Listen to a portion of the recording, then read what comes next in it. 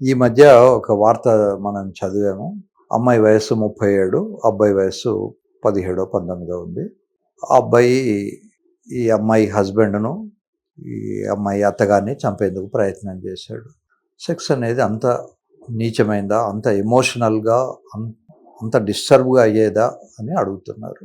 పూర్వకాలం నుంచి కూడా మనకు రామాయణ కాలంలో, మహాభారత కాలం నుంచి కూడా మోస్ట్ ఆఫ్ ది యుద్ధాలకు లేడీస్ కారణం ఉండేది.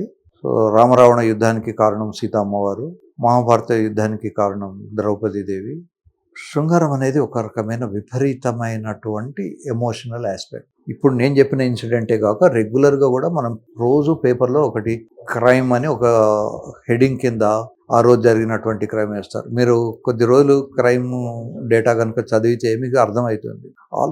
Most of the murders, most of the things, rapes, ఇవన్నీ కూడా శృంగారం చుట్టే తిరుగుతుంటాయి. ఢిల్లీలో ఒకసారి ఒక కదులుతున్న రైల్లో ముసలావిడిని ఏదో చిన్నపిల్లవాడు రేప్ చేశాడని, ఇట్లా రకరకాలు వస్తాయి. సో శృంగారం అనేది విపరీతమైనటువంటి ఎమోషనల్ ఆస్పెక్ట్. దీనికి కారణం ఏంటి అంటే హార్మోన్స్.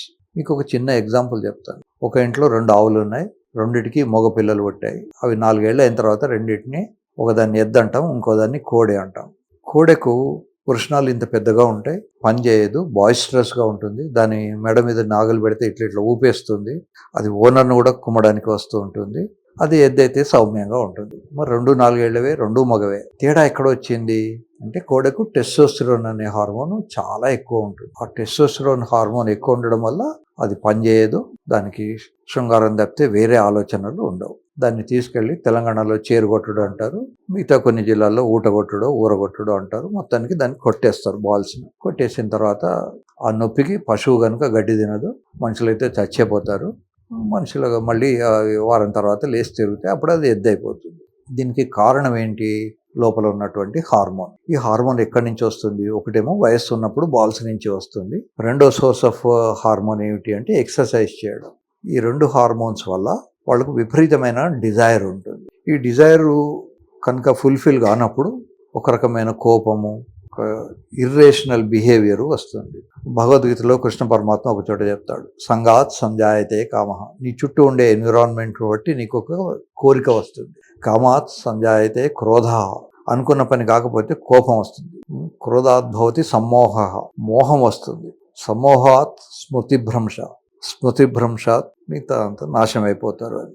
సో కోరికలని మనం ఎంత తొక్కి పెడితే అంత ఎక్కువ దాని ఫోర్స్ వస్తుంది. కనుక కోరికలు న్యాయంగా, ధర్మంగా నెరవేర్చుకోవడంలో తప్పు లేదు.